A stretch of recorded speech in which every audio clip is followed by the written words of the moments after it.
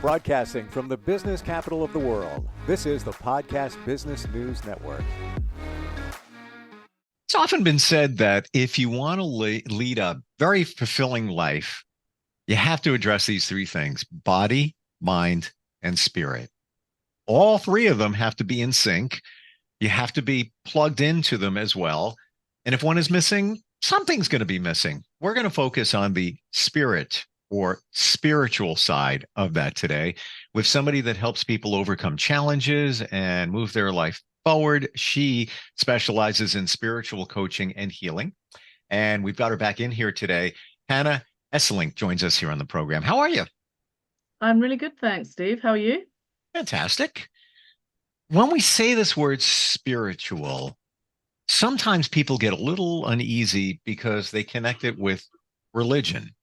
And like politics, people sometimes don't want to go in that direction, but that's not necessarily at all what we're talking about. Is that correct?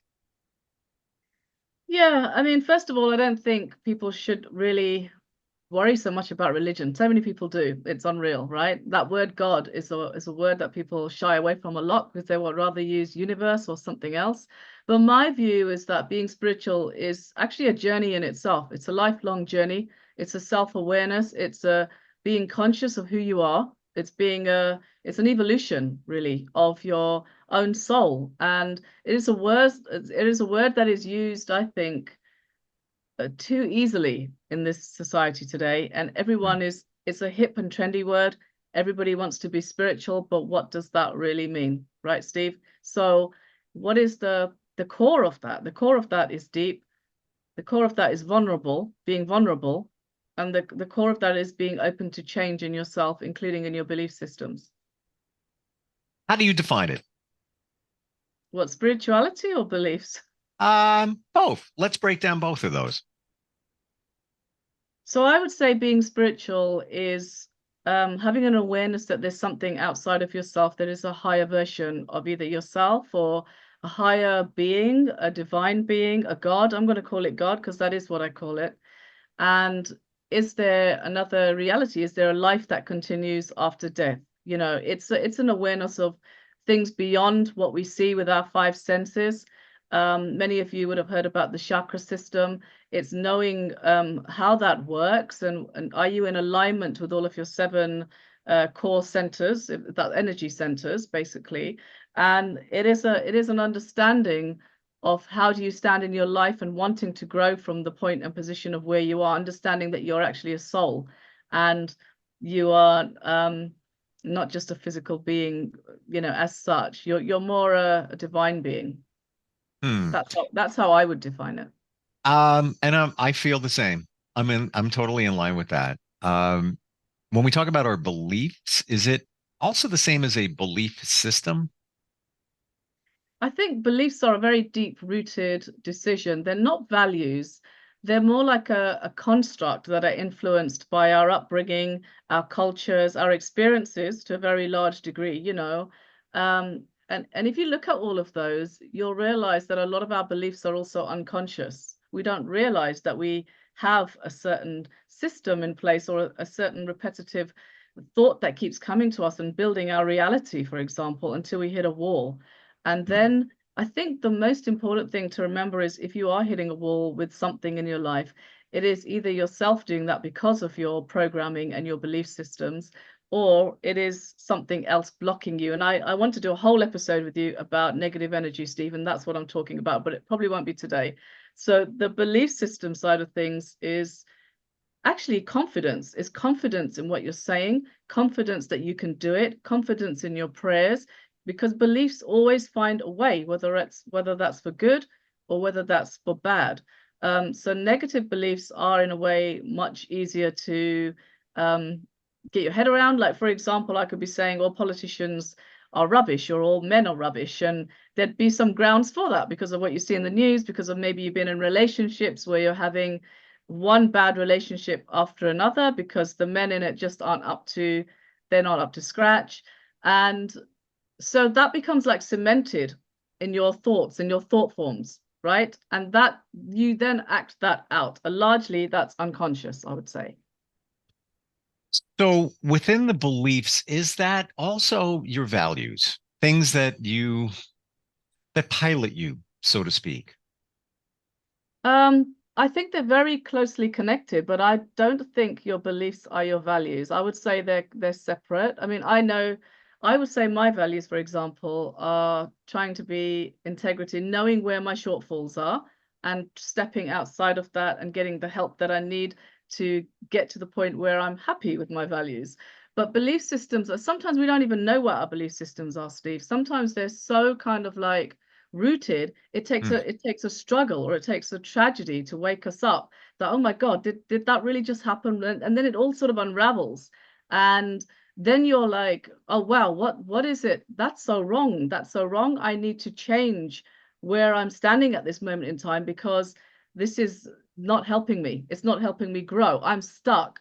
And when you're in stuck, and a lot of people are stuck and they don't even realize that they are stuck. So Hmm. they're kind of living in denial, right? The first they're living in double denial. The first denial is that they're stuck. They don't even know that they're stuck. So that's the first denial. Second denial is when they realize that they're stuck, they deny that they're actually stuck because no one wants to admit that, right? Everybody wants to admit that their life is going quite good.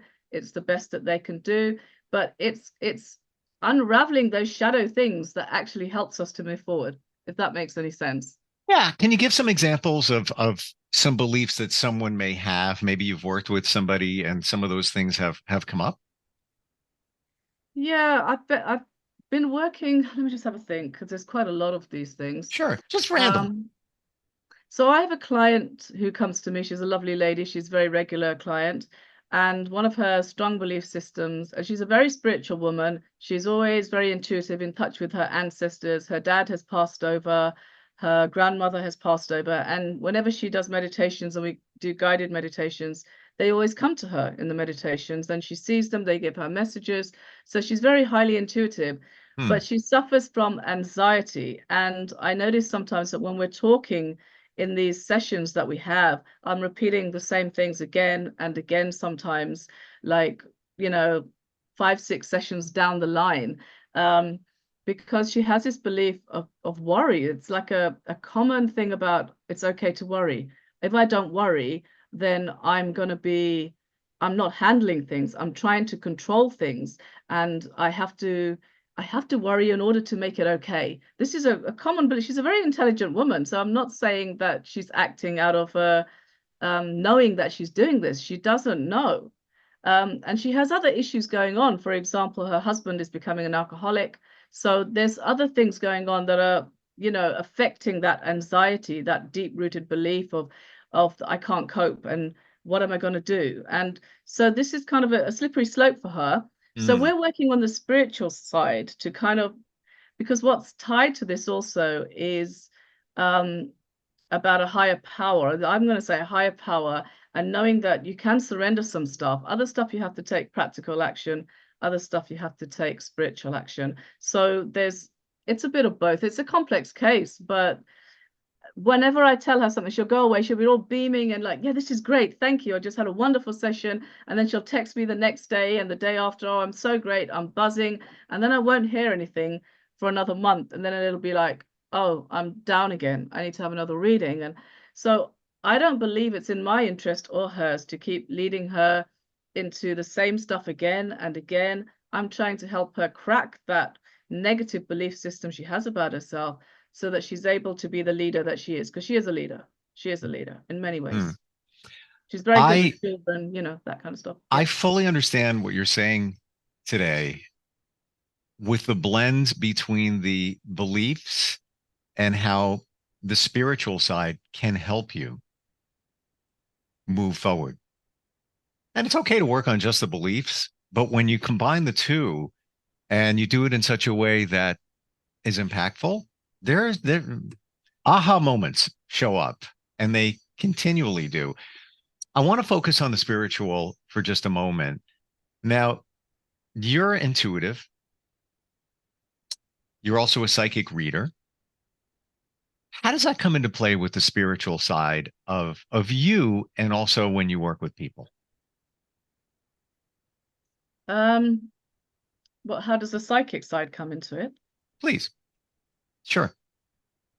The psychic side is something that is a bit of a blessing and a curse, to be honest. And the reason I say that is because I think a lot of us are psychic, but we don't, a lot of people don't like using that word. Basically, it's a word that seems to imply that I'm sitting here with my crystal ball and I'm looking into it and I'm Yep. finding out things for you, which is Sure. a load of BS, quite frankly. Um, it's the Many of us are intuitive. We have gut feelings. That's why they're called gut feelings, because they start from your stomach, as you probably heard. We have a core feeling about people often when we meet them, or situations or directions that we want to go in our life. Often we ignore that voice and we push it down because we hear other voices from our families or our friends, or we Or or just logic, or or logic. logic. Yeah, Yeah, logic kicks in like 10 seconds after you've had that feeling. So sure. it gets confusing, right? So the only way to really concretize that, if that's such a word, to actually make your spiritual beliefs happen and be psychic and intuitive about people is just practice it, and practice knowing when to step back as well. I mean, I've met some people, I can immediately, they'll say something and I'll shake their hand and I will feel that there is something wrong. You know, I can immediately tell that their energy is not right, something is not quite right with them, whether it's bad or good, I can just tell. And then I usually decline, staying around them, or I move away. We all have that. They say that our energy field is around 6 feet around us. So normally when you're approaching someone, they can already pick up that energy of yours before you even get there, right? Hmm. So to become more intuitive, if anybody's interested in that, you can always call me for a reading. But if you really want to know how to do it yourself, one thing I want to go back to that you were talking about, Steve, is the whole belief thing and spiritual. They are connected, actually, because if you start to work on yourself and on those negative programming beliefs that you may have had since childhood, or because you came from a traumatic background, or we do. I mean, I come from a traumatic background in some ways, right? And when you start to realize that, when you strip away at those beliefs and you work at them, whether it's through a therapist or a more conventional method, what happens is you automatically get to your soul. You don't have to do that through a spiritual means. You can get there via another means. And what I mean by that is you come to a point where you think, okay, I'm now being my true, authentic self. I feel different. I feel lighter. I feel better. And Hmm. when you get to that point, it's when you're in touch with your intuition already. And that's when you decide to look for the spiritual belief that might be, the one that's right for you. And so they are linked. They are linked. And the main thing I'm going to say is that a core spiritual belief for everybody out there who's spiritual is that there's more to life than just what you see. There is an afterlife, whether it's heaven, whether it's whatever it is, there is an afterlife, right? My jury is out on that personally, but I'm not dismissing anything. For me, I'm been deeply studying all of this, and I believe we are spiritual beings in this human container, and that came, the last couple of years. But the gut situation and that intuition, I listen now and I hear it. And I even had a situation last Friday where my intuition, gut, whatever, was screaming that I need to do something. And I did. And received some messages and a sign, let's put it that way, that was very specific and can't be ignored. And it's because I listened. And I wasn't really fighting it, but I was like, I really know. And like, Yeah, it was pushing me in this one direction. So I went in that direction. Um, I believe we it don't was listen. good. It was good, Yeah. right? Yeah. I don't, I could get into it. I don't know if it's needed, but I asked for a sign from somebody that passed, and my mom always sends them. And I Was that talk about this. Rosemary who you mentioned last time? Yeah. I remember that. Well, shall I briefly Yeah, illustrate please, this? please. I'd love to hear it. Please do. Yeah. I'll keep it very short, but it kind of blew me away. I had a friend pass last week who I worked with for many years on radio. Very successful. We were very close, like my sister. Oh, And sorry. thank you. Came out of nowhere. So I felt I was getting this feeling like you need to walk into town and just reflect. And I could have, hung with a friend here, did this, did that. And I just like take the dog and walk into town. The town is where I pretty much grew up because my mom would work there, my aunt would work there. My aunt lived there, my grandmother lived there. They would watch us. Um, so it had meaning. So as I'm walking through the town with my dog, by the way, I never walk him in town. And I just don't take him around people. He's fine, but I never get to do it. Mm. I said, Mom, send me a sign. I need, after what happened, just send me, just let you're listening. Give me something. I go to a pub and they're doing karaoke outside. So these are songs that people are randomly picking. I sit down with my dog, just taking it all in.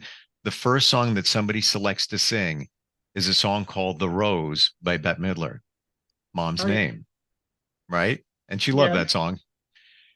Next song that somebody selects to sing at a random is called On the Radio by Donna Summer.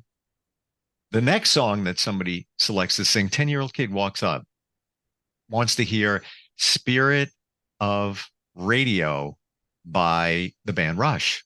Kid crushed it, by the way, with his high pitched voice. And I'm sitting there, and I'm like, I got to sign because what are the chances Mom's Name in a song and two songs about radio, random? And I spent my life, good part of it with this friend that passed away.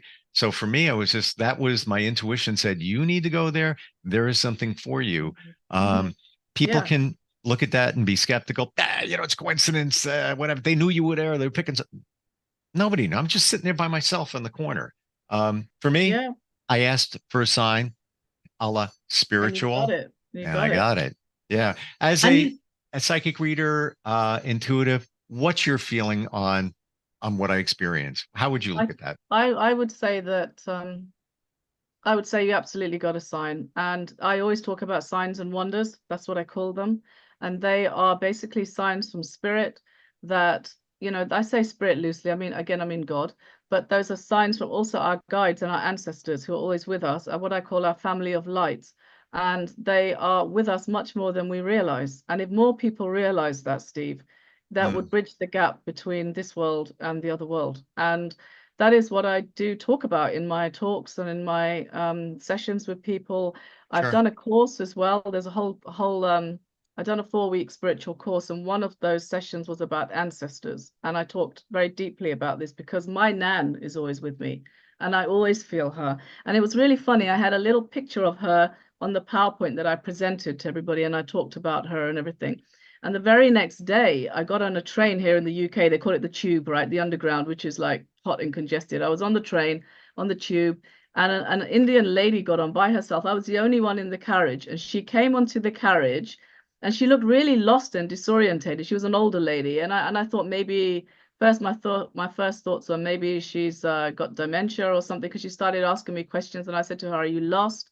Because she was saying, "I need to get to the next station. I need to get to the next station." But the thing was, she was already at that station. The train was at that station where she was saying she wanted to get to the next one. So I thought, okay, what do I do? I said a little prayer in my head, and I said, okay, show me. So I smiled at her and I said, hey, look, don't worry. The next station is where you need to get to. When you get there, just get a train coming back this way. She said, okay.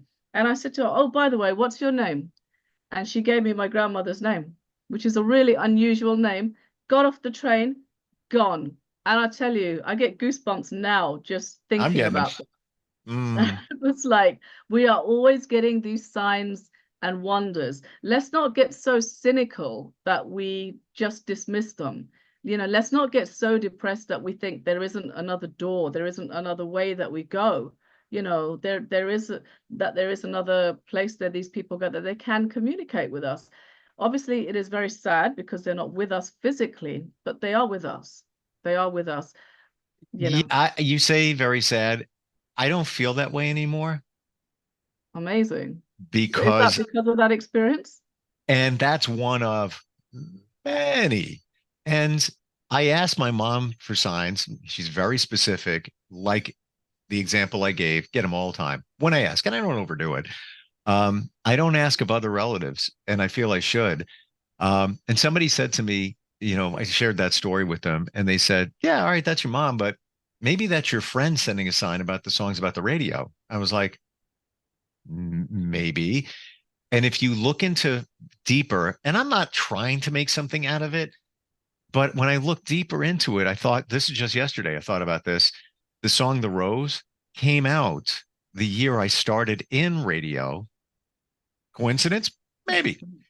On the Radio came out the year before. And technically, that's the first time I ever went on air. I was, a kid, and I won an amateur hour and was able to go on the air for an hour. And it was fantastic. I forgot to be in a radio station. And that's the year that song came out. Out of all the zillion songs in the planet, why did those three come up in a span of, I don't know, 12 minutes while I'm sitting there? I She's be, with you. She's be, so skip, obviously with be you. skeptical. I can't.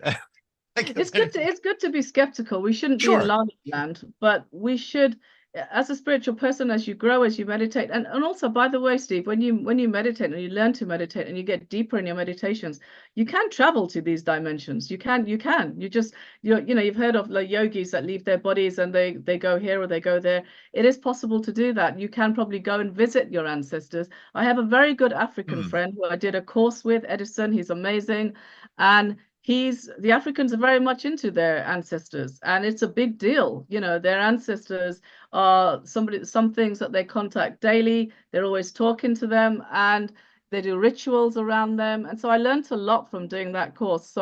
But we got to remember that some of our ancestors are also probably quite poisonous, and that some of the ones that we didn't know, so we probably don't want to deal with them. So you deal with the ones that you are loving, and you know that they are there, and they guide you. They're kind of the bridge between us and God, or us and heaven. They are there. They're the middleman, so to speak, or the middle woman, right? Yeah. Wow. Refreshing talking with you, Hannah. Yeah, you Yep. too. Is it We already never gone? we never dug deeper into this, and this is just a piece of what you offer to help people move their lives forward and learn about this stuff. And I'm telling you, once you start opening your mind to this thing called spiritualism and our beliefs, it can change your life. It can change your life, because I view things very differently since I started. And I'm only talking in the last couple of years, that has Yeah. highlighted me in a different direction. Yeah, that's really powerful. It does change your life, and it also changes the lives of people around you, and it opens your heart more as well. You Right. start to see and feel things differently. You are in a way more vulnerable, but you're also more loving, more kind, and they show you things from the other side. They guide you. They do guide you. I could talk to you for hours about it here. There's lots of examples I could give from my clients and Yeah. from myself, and they do guide you, and it's important to know that they are there. They're with us. They are with us, and they are helping us Well, at all times. it's energy. Energy is everywhere, scientifically proven. Some dude named Einstein, started that at least Yeah, a long time ago. a Yeah. long time ago, but he was talking about it then, and it's all been scientifically proven. But if you believe in that energy, what is the energy of people that have passed on? It's here. It's around. You just need to see it and feel it and be open to it. Hannah, how do we connect with you? If somebody wants to even start the conversation, maybe some coaching, how do they do that? Yeah, so they can contact me via my website, which is yourinnerlight.co.uk. And I'm also on Facebook, actually, and I have a Facebook spiritual page called Elevate Your Inner Self. So they can find me on that page. There's about 700 odd people on there or something. So I go in there, talk sometimes. I used to have people come and talk on my page about all kinds of topics, but Sure. that's not so much nowadays. So yeah, Inspiring My Path is the way to go. My contact details are on there. Yeah, if anybody would like a reading or to find out more or book me in for a talk, please do go to that page. Appreciate it. Thank you for the train story and your grandmother. Wow. That's amazing. She was an amazing woman, and she's still there. She guides me all the time. I truly, honestly feel that. Yeah, I really do. Yeah. Appreciate it. We'll talk soon. Thanks again. Thank you, Steve. Take care. You too. Cheers. We'll be Bye-bye. right back. Are you looking for even more of the podcasts and hosts that you love? The Podcast Business News Network is proud to announce that you now have even more ways to listen live. Check out the MyTuner Radio, online radio box, and Simple Radio apps on iOS and Android, or find us online. Search for Business News Network on mytuner-radio.com, or search Podcast Business News Network on streama.com and onlineradiobox.com/US. Take your podcast on the go and don't miss a minute of the action.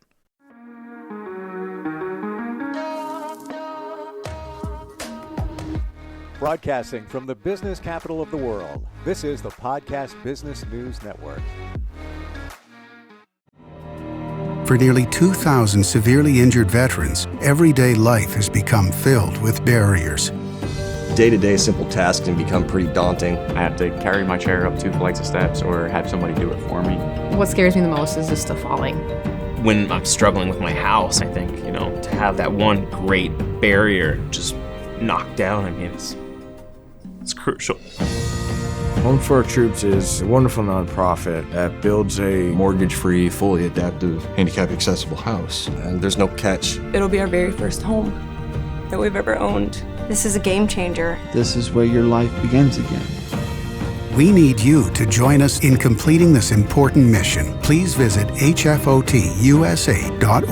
and help build homes and rebuild lives. Because of you, everything's going to be okay.